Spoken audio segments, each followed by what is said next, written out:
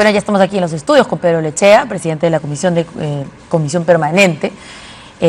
Ayer nuestro compañero Enrique Castillo empezó hablando sobre, para algunos, presidente del Congreso, para otros, presidente de la Comisión Permanente. Sí. Pero podríamos hablar también de, para el presidente de la República, es un usurpador. Usurpador de funciones. Muchas gracias por haber venido a nuestro programa, se lo agradecemos. Gracias. Buenas noches, amigos que nos siguen. Muy buenas noches. Bueno, ¿qué le pareció este pronunciamiento del presidente del Tribunal Constitucional? Este jueves, aparentemente, se va a ver todos los casos pendientes y, como no, el tema del Congreso de la República. Me parece importante, que es justamente la razón por la que nosotros hemos hecho el planteo competencial, y escuchando justamente al doctor Urbiola, me parece que claramente ha explicado los extremos que tiene el Tribunal Constitucional frente a sí, y esto es una decisión histórica que ojalá que el Perú, llegando al bicentenario, una crisis entre poderes pueda ser resuelta desde una manera que prevé la Constitución, ¿no? O sea, que podamos salir adelante en base a leyes y no en base a hombres. Ahora, todavía no se ha admitido, ¿no es cierto?, esta demanda competencial. ¿Existe la posibilidad que digan no? Nos ceñimos aquí a lo que dice el artículo 109 del Código Procesal Constitucional. Esto no ha sido aprobado por el Pleno. La Comisión Permanente no tiene las facultades del Pleno, eso claramente está establecido, así que no la vamos a admitir. Mira, yo como presidente del Congreso voy a cumplir lo que la Constitución me manda y lo que juré defender. Iré hasta a donde pueda llegar, y después, obviamente, yo no tengo la fuerza que en este momento la detenta el Poder Ejecutivo, como también bien lo ha explicado el doctor Urbiola. O sea, de hecho, quien mantiene la policía adentro del Congreso es el Ejecutivo. Quien decide quién entra y quién no entra a la oficina con resguardo policial es el Ejecutivo. Entonces yo no tengo sino ciertas competencias que quedan en la Comisión Permanente. De la Comisión Permanente, si vas al artículo 42, en la última línea, el presidente del Congreso ejercerá la de presidente de la Comisión Permanente. No he encontrado en ningún otro sitio de la Constitución o del reglamento del Congreso que el presidente de la Comisión es otra persona. Así lo dice la última línea del 42. Los vicepresidentes de la mesa directiva son a su vez vicepresidentes de la Comisión Permanente. O sea, por ser lo uno, eres lo otro. Es una cuestión que podríamos discutir justamente en el Tribunal Constitucional, porque el Ejecutivo interpreta cuáles son mis competencias. Entonces tenemos claramente un conflicto competencial. Entonces resulta extraño una orden dada al procurador que se desdice y después el primer ministro dice no, el procurador es independiente, y la orden sale a las 4 de la tarde después que la da el presidente. O sea, no sobre la de usurpación de funciones hay que explicarle al público, ¿no? Exacto, entonces son cosas que me confunden. ¿En algún momento han pensado en hacer un pleno fuera del Congreso con los 130 o los que quieran asistir? Porque ha habido, no tiene que ser en el Congreso un pleno, ¿no es cierto? Pero fíjate, Mario, estamos en este momento peleando justamente para poder hacer un pleno conforme a ley.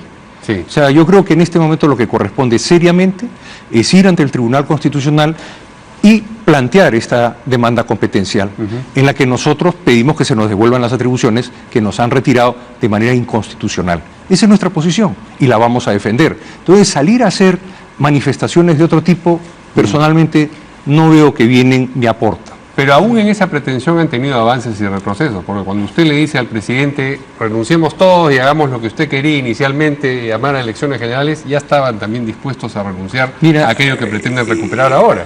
Ir al pasado. Pero es un pasado reciente. Es un pasado reciente, sí. Pero definitivamente en ese momento no había la decisión de la doctora Arauz de renunciar, no había una fórmula de consenso, entonces no procedió.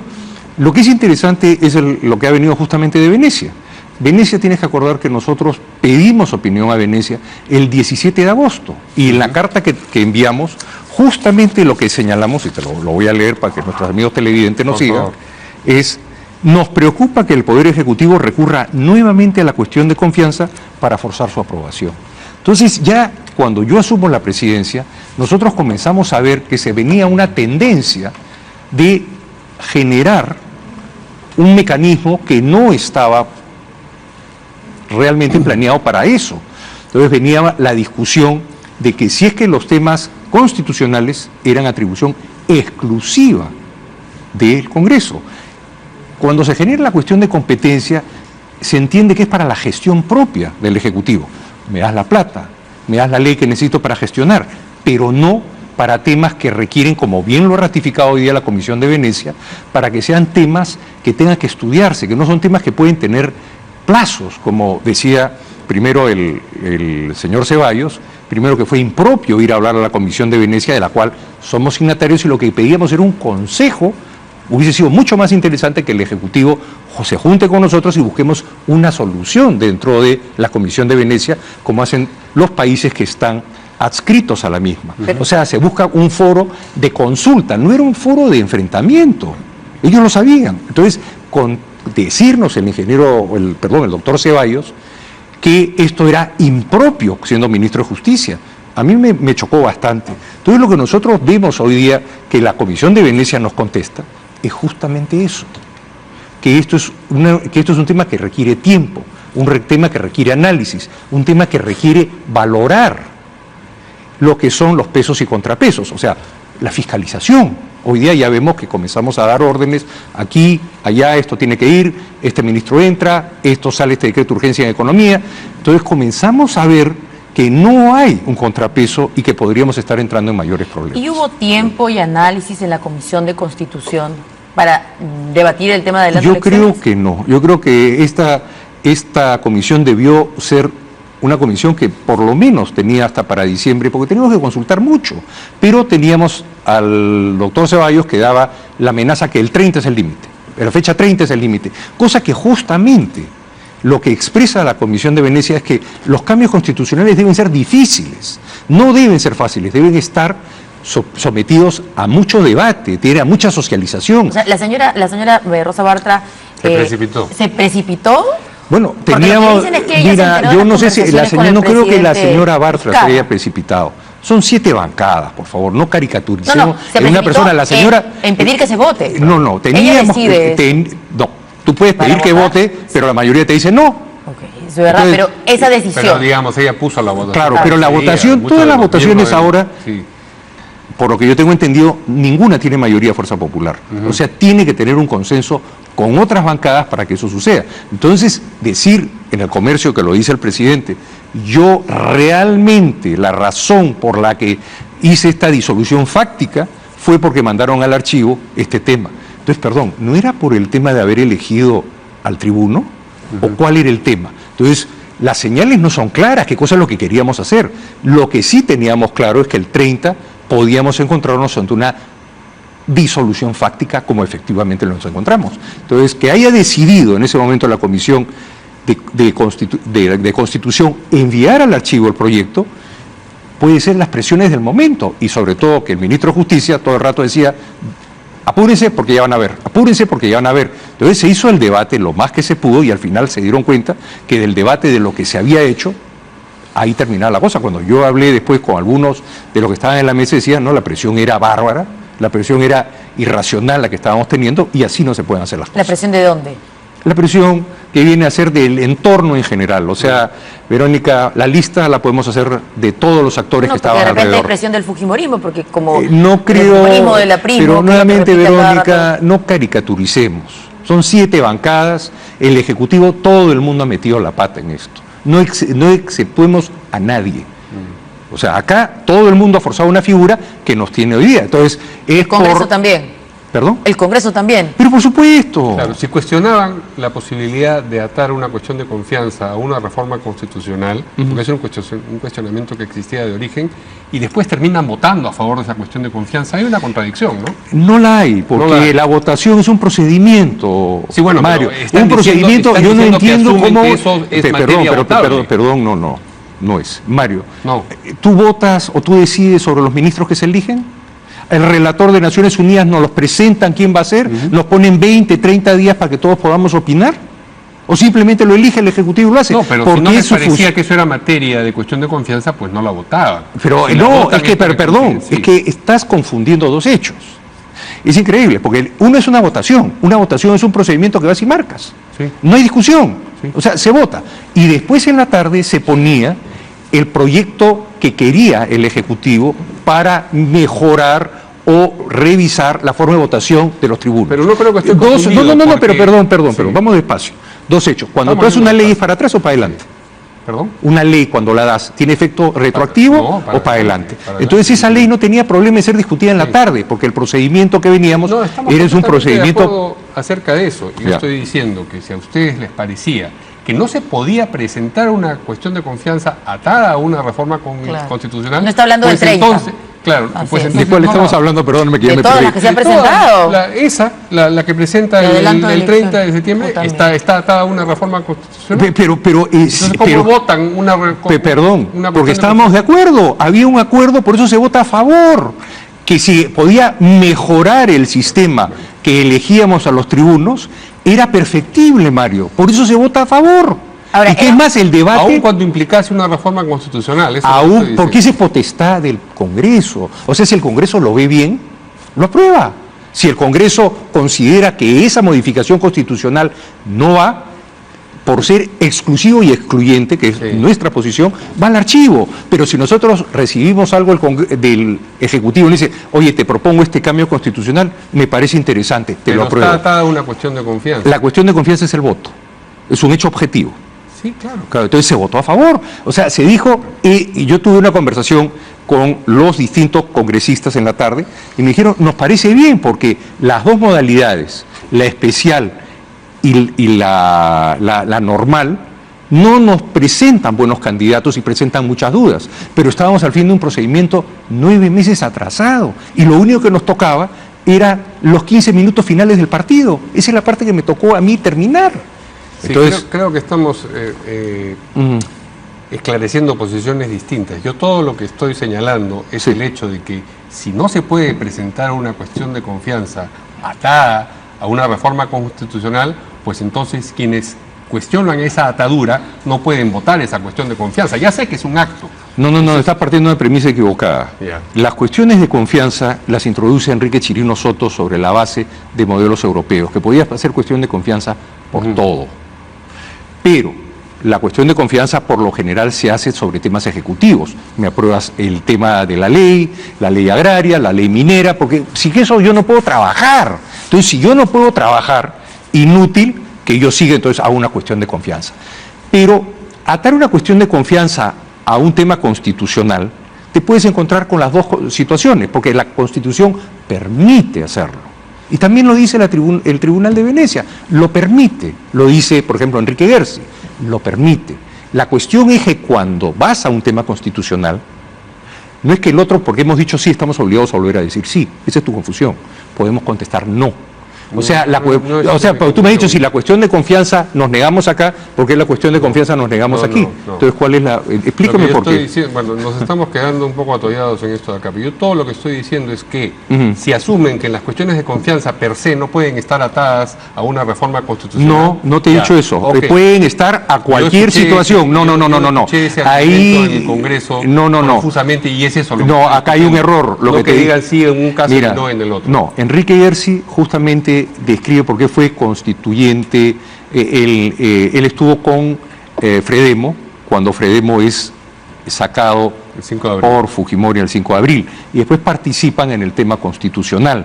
Entonces él tiene una discusión con Enrique Chirinos y la discusión es justamente que el tema de las competencias o el tema que tenemos, que yo hago cuestión de confianza más bien, en cualquier cosa, lo permite la Constitución peruana, pero en el tema constitucional yo puedo aceptarlo o denegarlo, ¿ok? Creo que con eso te lo he explicado. Muy bien. Ya. A ver, los decretos de urgencia, ¿son inconstitucionales los que se han dictado por el Ejecutivo? Mira, los decretos de urgencia hoy día son responsabilidad de quien los gira.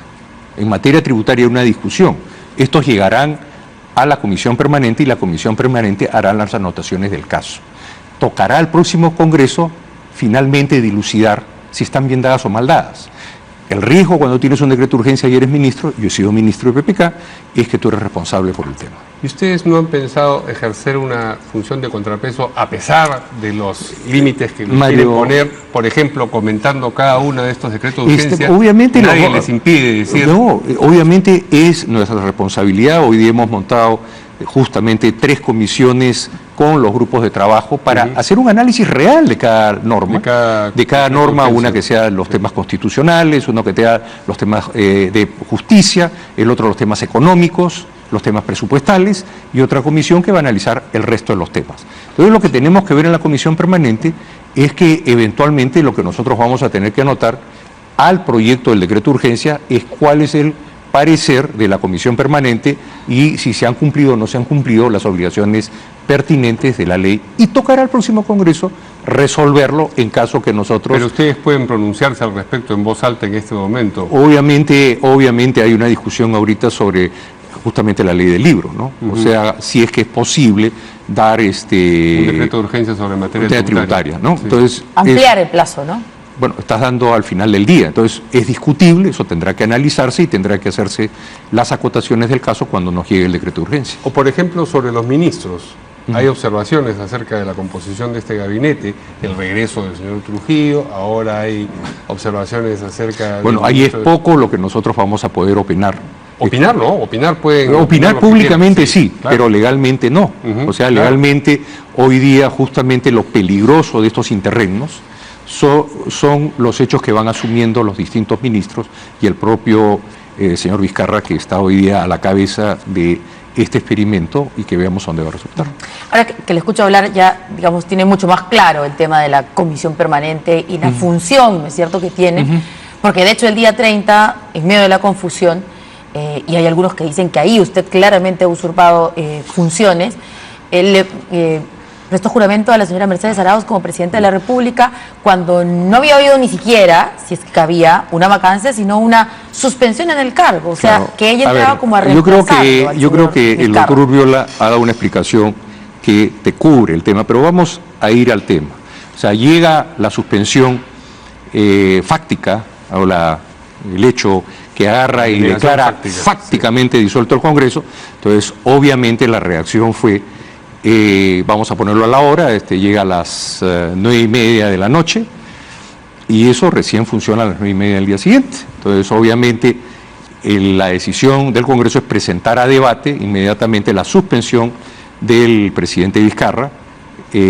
Las razones pueden ser discutibles y, obviamente, no puede la presidencia quedarse en blanco. Entonces es la razón por la que la señora Mercedes Arauz... Pero no asumía inmediatamente cuando el presidente está, imagínense, digamos, bueno, entra una emergencia en la clínica, pero en este momento, que Arauz lo que seguía obviamente iba a ser el procedimiento de vacancia presidencial, que no es expreso. O sea, todo procedimiento a cualquier persona que tú acuses en el Perú, hay garantías. Entonces, inclusive, en este caso el presidente tenía derecho a 2 instancias y era un proceso largo, lógico, pero era súbitamente el evento de ser disueltos por una cuestión fáctica en un procedimiento de voto, francamente daba claros indicativos de que estábamos... ¿Lo sorprendió? A mí me sorprendió. ¿No tenían un plan B? No sabían qué hacer. Nadie, no es que no supiéramos un plan B, obviamente ahí está lo que manda la Constitución. Hemos visto que no tenían, pues no, usted mismo está diciendo que... El plan B, el Ejecutivo no tenía un plan B, sorprendió que jalaran ese tema. Entonces, obviamente se procedió de acuerdo a los procedimientos establecidos en ese momento. Cuando recién se produce esta disolución fáctica del Congreso, de los 130 elegidos en el 2016, había una mayoría que estaba en contra. 110 congresistas presentes, sí, y la mayoría votó a favor. De lo de la señora Arauz, dice. Sí, sí, sí. Sí, no, pero digo del episodio en general. Había una mayoría en contra de la disolución. Claro. Esa mayoría se ha ido diluyendo un poco, ha ido perdiendo adeptos a lo largo de las semanas, los días y las semanas. Mira, lo que tengo entendido es que hay gente que ya ha decidido que esto acá no va a pasar nada, que no va a suceder nada y que mejor se concentran en las elecciones. Es una decisión que cada quien la puede tomar, Mario, no la voy a criticar. Cada quien ante la historia tomará el rol que le toca. O sea, o el rol que quiere tomar, mejor dicho. A mí me toca como presidente del Congreso defender los fueros del Congreso hasta el final de lo que son de lo que me franquea la ley. Una vez eso se acabó, no hay más que hacer. O sea, no voy a poder inventar procedimientos nuevos, claro, ni hacer procesos que no existen. Pero a mí me toca, sobre una disolución fáctica, negarme a ella y obviamente solicitar al Tribunal Constitucional que me devuelva las competencias que inconstitucionalmente me han sido retiradas. Pretender salir a la calle y golpear a un subteniente de policía, si ese señor está siguiendo órdenes de un tercero, no tiene sentido. Usted habló de fuero internacional. ¿A qué se refería? Mira, hay posibilidades de actuación que nosotros las estamos estudiando y vamos a ver. Tú tienes que la OEA, por ejemplo, no va a entrar en el tema, pero la OEA recomienda ir al TC, también recomienda la Comisión de Venecia. La Comisión de Venecia lo planteamos el 17 de agosto sobre justamente la discusión que después iría al archivo. O sea, lo que hemos tratado de hacer en el Congreso es buscar lo que sería un componedor, atraer al Ejecutivo a sentarnos todos y revisar el problema y llegar a un entendimiento. Que es más, cuando yo tomo la presidencia, le explico los 4 puntos que quería trabajar con el presidente y le extiendo la mano para trabajar. Yo he sido ministro con PPK, yo he sido 5 meses y medio congresista, después he sido ministro, después he sido 4 meses más y por una discrepancia con mi bancada me retiré y he estado solo un año. Y después he hecho la bancada de Acción Republicana para poder presentar proyectos que me interesaban durante un año. Yo no he podido presentar un solo proyecto. Y el principal, que se ha quedado en el aire, que es la Comisión de Ordenamiento Legal, que es justamente racionalizar el cuerpo de leyes que tiene el Estado, en el cual he venido trabajando, y teníamos 1096 leyes para ser decretadas en desuso y seguir trabajando para ordenar la legislación, que son 30.000 leyes y 600.000 dispositivos. Si tú quieres leerlos, Verónica, te vas a demorar 10 años. No, gracias. Pero ese problema lo tienen todos los peruanos. No, totalmente. Es inagotable el papeleo en nuestro país, es horrible y además muy injusto. Pero ese tema internacional todavía no lo tienen claro. No todavía, para decir la verdad, lo estamos estudiando, no lo tenemos totalmente claro, pero yo voy a cumplir con mi mandato, que es defender la Constitución. Punto. No puedo ir más allá, no cuento con la fuerza, no voy a ver escenas de estarme enfrentando a un sargento, golpeando a un sargento, el sargento. No tiene sentido. Acá es una cuestión de leyes. Punto. Si nos atiende la razón, y es por eso lo que explicaba el doctor Viola me parece muy importante, estamos ante una decisión histórica. O vamos a hacer un gobierno de hombres en que un hombre toma la decisión y a sola firma decide qué hace el país, o vamos a tratar de regresar a ser un país de leyes, que es lo que creo que todos queremos. También está el tema del señor Ortiz de Ceballos. Y sería bueno, digamos, para que la gente tenga la oportunidad de entender, se ha dicho, ya no se hablaba del señor Ortiz de Ceballos, sino del primo del señor Pedro Lechea. ¿Es su primo hermano? ¿Cuál es su relación? ¿Cómo así es que él aparece en la terna para candidato? Él es presentado en marzo, como lo ha declarado él, y como lo ha declarado... En marzo. En marzo, por Víctor Andrés García Belaúnde, y lo presenta el doctor Víctor Andrés García Belaúnde, que es pariente mío, lo es. Yo no voté. A pesar de lo justo de los votos para elegirlo, mi voto fue en blanco. Yo me abstuve para simplemente, en ese momento, los votos que hubieran salían. O sea, hoy faltaba un voto, no salía. No hubiese votado nunca por él. ¿Es su primo hermano? Es mi primo hermano, pero es tiene otra generación. No, lo conozco, lo veo, y si te diría, si lo veo 1 o 2 veces al año, posiblemente es mucho. Pero sé quién es, sé su competencia, sé su capacidad. Ha sido auditor en Japón, ha participado en una serie de temas de las NICs, y yo creo que hubiese sido, como me explicaba Víctor Andrés, que es más de la generación de Víctor Andrés, podría ser y debería ser un excelente magistrado. No tiene mucha experiencia en temas constitucionales. Yo creo que las tiene más, las que le sobran, pero además va a traer un bagaje que sí es importante, el contable y auditor. Entonces, a lo mejor eso es lo que incomoda. Sí, ahora, 2 cosas sobre él. También se ha dicho que usted tiene un interés particular por esto de los bonos agrarios, de tener a alguien muy cercano en el Tribunal Constitucional. Okay. La asociación ha enviado una carta notarial a la República, que son los que han comenzado con este rumor. Perdón? La Asociación de Expropiados por Reforma Agraria, que no participo ahí desde el 2004. Que ya en lo personal, ¿por qué? Porque mis bonos ya perdí. Y estoy hoy día en la Comisión Interamericana de Derechos Humanos supranacional, porque acá ya se agotó la vía. No he participado en ninguna comisión agraria, no he participado en las comisiones de acusaciones constitucionales contra los magistrados de la época, no he participado en ninguna de las comisiones al respecto. O sea, simplemente ya no tengo nada que ver con el tema. A propósito de la votación que durante la elección de este magistrado o candidato al Tribunal Constitucional, hay una controversia, si se cumplió o si las objeciones que... Hay 3 controversias. Hay 3 controversias, a ver. La primera, que se había pedido la revisión de la votación. Es extemporánea y las grabaciones y las cintas están. ¿Qué hubiese pasado en el negado posible que eso hubiese sucedido? Lo que sucedía es que se votaba esa posición.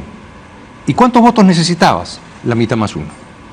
Que obviamente estaban los votos y no la hubiesen ganado. Esa es una. Esa es una. Pero se presentó de manera extemporánea. Extemporánea. ¿Y por qué entonces la excongresista Patricia Bonaire ha escuchado al presidente del Tribunal Constitucional y ha vuelto a tuitear? Bueno, pero puede tuitear 70 veces. Y que ella lo ha presentado y que ustedes Verónica, no permitieron. Verónica, perdón, todo esto está con una cinta magnetofónica amarrada a un reloj. O sea, todo está con tiempos. Ella llegó 2 minutos tarde. Cuando ya se había cerrado el acta. Cuando ya se había cerrado el acta. De votación. De para votación. que el señor Cerrada el acta de magistrado. votación, se votó, ya no hay forma de abrirlo. Ok, segunda controversia. Ya, la segunda controversia es que la señora Foronda no había votado.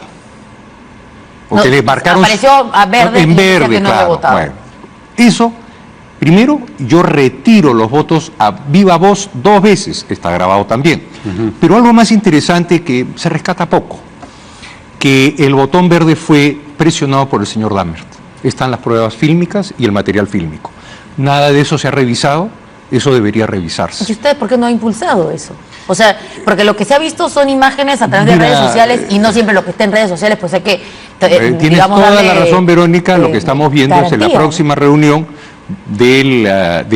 justamente de la Comisión Permanente, veremos que se haga una investigación con la denuncia respectiva. Que no son de la misma bancada, Dammert y Foronda. Uno es de Nuevo Perú, Dammert, Sí. y ella es del Frente Amplio, que tienen algún grado de confrontación, o sea que podría Mira, haber sido... ahí no te puedo decir quiénes son, quiénes no son, cómo son y qué son. Ajá. El hecho es que participaron todos en el escándalo y el hecho que se prueba es que sube el señor Dammert, aprieta y se prende paralelamente. Para apoyarse fue, ¿no? Bueno, tendrá que determinarlo él, yo no soy detective. ¿Pone en duda usted que haya sido sin Yo querer? creo que, yo tengo que pensar que se le pregunten a ellos por qué lo hicieron. Que el día, ¿por qué no dijo después, saben, perdón, yo me apoyé? Hubiese sido muy bueno que apoye. Pero se va a ver eso en la comisión permanente. Yo creo que vamos a ver una comisión permanente y después veremos que los actuados para que se haga la investigación pertinente. Tercera controversia. Ahí están las 3. No, el voto... El voto de la señora Foronda que dice que Sí. le computaron su voto y la señora Vilca Toma que ese su voto mal alzada que está en el reglamento del Congreso. Tú puedes votar el voto electrónico o a y mano que se alzada. registre en el acta aprobada. Exactamente. Sí. Yo digo a la señora Vilca Toma, verde, Sí. que es normal y está en todos, Sí, en todos los eventos, porque a veces uno llega tarde, se le pasa conversando con el otro, no marcó presencia, entonces al final uno dice 82 en verde, 3 en abstención, 2 en rojo, más, y uno recorre todo el pleno y dice más este, ¿cómo vota? O sea, más verde, más rojo, más ámbar. Y el documento que da testimonio de eso tenía que ser... Todo está... Está bien, estoy preguntando. Sí, fue enviado al peruano. Claro. ¿En qué fue enviado hora? el 30, Sí. pero el peruano no quería publicarlo. Nosotros tenemos el sello con el cargo. Ya no es responsabilidad nuestra, es responsabilidad del peruano. ¿Por qué se cerraron las puertas del hemiciclo cuando fue el señor del Solar? Yo estaba en ese momento siendo interpelado en la parte baja. Una de las razones que se cierran en las votaciones es porque es un procedimiento de voto. Y se sabía que iba a haber escándalos, cosa que no hubo. Entonces lo que se quiere es controlar para que no haya gente que se apoye súbitamente en un botón. Entonces, cosa que sí ha sucedido. ¿Y otras veces se ha hecho eso? ¿Se cierran Otras veces se los cierra, accesos al porque hemiciclo? no hay necesidad de que hayan asesores. ¿Cómo te van a asesorar para votar? O sea, es un procedimiento de voto, no es una discusión de Fue voto. una orden de la mesa cuando usted estaba acá. Cuando yo estaba, pero yo bajé. Después bajó, claro. Bajé y ya yo no vi porque El señor Vázquez después nos dijo que él llegó y ya la orden había sido la dada. orden había ¿Por sido qué? dada justamente para evitar lo que después fue un hecho. Entonces lo que tratábamos de ver es que quienes no estaban de acuerdo, que están en minoría y que no les interesa, no frustren en la intención de la mayoría. 87 votos significaron 7 bancadas que se pusieran de acuerdo. Que no pudo seguir el acuerdo con el doctor Sánchez Palacios, que hubiese sido un extraordinario magistrado. Extraordinario. Sí. Y el doctor Hackanson igual. Lo que se quería buscar era gente que aportara conocimientos y que generara un tribunal constitucional de calidad. A mí me preocupa mucho que durante 9 meses no se haya querido cambiar este tribunal, porque afecta para mí la imagen de los magistrados, pone en duda la razón por la que no quiere haber cambio. Entonces, esto no le hace bien ni al tribunal, ni a los magistrados que postularon, ni a los que salen. ¿Pensaron ustedes esa noche, quiero decir la del 30 de septiembre al 1 de octubre, en quedarse en el Congreso y esperar al día siguiente? No. Mira, hubo gente que sí esperó, yo no. No, sí, hubo 3 personas. Hubo creo, 3 sí, personas, sí. yo no. Yo creo que al final del día, cuando te emplean la fuerza, lo que te dice la fuerza es que hay una inconstitucionalidad de por medio. No hay necesidad de aplicar la fuerza. Entonces, cuando ya estás, que vienen, te cierran, y todos los eventos posteriores, es que definitivamente hay un hecho fáctico. Entonces me parecía inútil, en lo personal, como te digo, hacer actuaciones extremas. Punto. ¿Por qué no votaron por los magistrados del TC después? Porque ya no había acuerdo, Verónica. ¿Qué pasa? Eso lo acordaron antes. Y también a ver, te voy a explicar. Sale Gonzalo Ortiz de Ceballos y esa votación pasó. Y después sale la segunda votación por Sánchez Palacios. En esa votación yo espero todavía 4 minutos o 3 minutos para que se pongan de acuerdo las 3 bancadas que lograban los 87 votos, que eran Acción Popular, APP, del señor Acuña, y Cambio 21 de los conocidos como los Avengers. Entonces, era la discusión si era el juez Hackanson o si era el juez Sánchez Palacios. Entonces, sabía que 2 magistrados era lo recomendable para el momento, y otros eran de la posición que era el doctor Hackanson. Entonces dijeron, si no es Sánchez Palacios, ninguno de los dos. Entonces toda esta discusión sucedía frente a mis ojos y me he demorado 3-4 minutos. Y es ahí que cierro la votación. No la cierro en el momento del señor Gonzalo Ortiz de Ceballos. Yo la cierro cuando ya veo que no hay acuerdo y que ya nadie iba a votar. Entonces digo, ya, ¿para qué seguimos en esto? Como yo soy el que dirijo la mesa y evitar más escándalo, cierro la votación. Y ahí después es que la señora Donaire actúa. No actúa en el momento del señor Ortiz de Ceballos. ¿Y el orden en el que se iba a votar por cada uno? Mira, es el orden que se previó por los que había más consenso y de ahí en adelante los que tenían menos consenso. No era porque era su primo. ¿Quién decidió que fuera el señor Ortiz de Ceballos primero? Porque justamente se tiene una conversación para aquellos que tenían más consenso salir primero. ¿De la Junta de Portavoces? No, es una decisión que manejo yo como presidente de la mesa, entonces yo le digo pónganse de acuerdo. ¿Entre quiénes? ¿A quiénes le dice? A los que iban a votar. O sea, definitivamente había... Los 130, no, por eso digo... No, pues, pero ahí para eso lo pusieron. No, pero ya no era junta de portavoces, ya no era junta de portavoces. Entonces lo que se trata de manejar es lo más ordenadamente posible una situación que después todo el mundo ha visto públicamente. O sea, después de esto hemos tenido todo este show que se sentaron, ya iban a quemar el Congreso, pero es que obviamente no querían que se eligiera a un magistrado adicional. Había la voluntad de frustrar la votación y como presidente del Congreso no podía dejar que, porque un grupo minoritario quería frustrar la votación, esta no sucediera. Que es más, quien me sugiere que yo siga, yo llamo al presidente del Tribunal Constitucional cuando toma la presidencia, le digo, oye, usted me tiene que enviar una carta para el tema pendiente de los magistrados. Él me dice, no, si la carta la he enviado hace ya en el mes de noviembre y usted tiene que hacerlo. Entonces, yo sigo un procedimiento que era mandatorio hacerlo. No es que yo quisiera hacerlo. Ya había pasado las etapas más difíciles, que era votar el sistema. El sistema requiere también 2/3 y había sido aprobado en el Pleno del Congreso. O sea, lo que estábamos siguiendo era como jugar los 5 minutos finales del partido, lo que me dejan a mí. Sí. Y eso es lo que yo hago. Y trato de manejarlo de la manera más ordenada posible. Cosa que ustedes y todo el público ha visto, el desorden que se armó. Sí. Entonces, ¿por qué se armó ese desorden? Ahí, si era la minoría la que no tenía el interés, debió respetar a la mayoría, cosa que no lo hizo. Sí. Bueno, estará buscando abogados para defenderse, digo, por... Mire, esos son problemas justamente que no tocan desde ese lado, por eso yo creo, eventualmente yo tendré que defenderme, pero esto es muy grave, porque ya linda la persecución política al que habla o tiene una diferencia. O sea, esto ya califica porque no debería ser. Esto es justamente parte del tema competencial. Yo tengo inmunidad parlamentaria, tengo libertad de opinión, no tengo mandato imperativo. Y dígame usted por qué no soy presidente del Congreso. Deme una razón. Deme usted una razón. Porque han sido disueltos. Pero no has leído fácticamente, pero ¿qué dice el reglamento del Congreso? El reglamento del Congreso dice que el presidente del Congreso es el presidente de la Comisión Permanente. Encuéntreme un sitio donde diga que yo he sido nombrado presidente de la Comisión Permanente. Sí. ¿Lo puede encontrar? Bueno, no lo va a encontrar. Entonces la pregunta me parece impropia la que estás haciéndome. ¿La de los abogados? La de los abogados me parece impropia. Pero de todas maneras te contesto que me parece impropia porque no sabes por qué razón se me está acusando. Lo que es impropio es que nos consumamos el tema sin ir a ver a nuestra sección. Exacto, pero no deberías, si las imputaciones están mal hechas, están mal hechas. Qué pena. Vamos, si nos permite, con así es la nuez.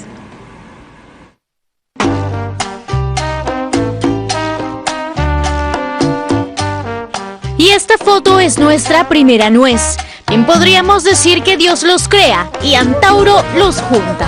Entre los personajes que posan para esta instantánea aparecen el congresista aprista Carlos Armas, el excongresista del gobierno de Ollanta Humala Gustavo Espinosa, Virgilio Acuña, excongresista por Lambayeque, así como Jorge Paredes Terry, exasesor congresal.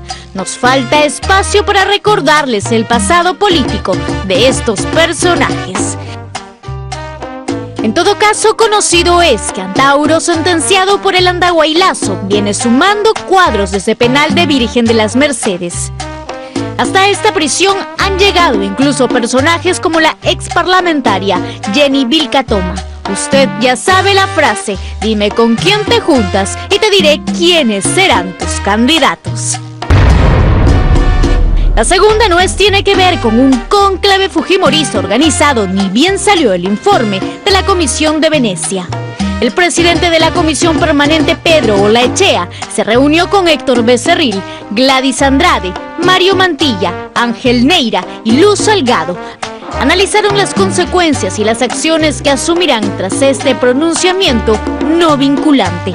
Esta nuez desconoce si algún chat interno reproducirá los acuerdos tomados. La tercera nuez cuenta que terminada la reunión fujimorista, los excongresistas acordaron en irse a almorzar juntos. Al acercarse a la cafetería se dieron con la ingrata sorpresa que la cafetería también fue disuelta.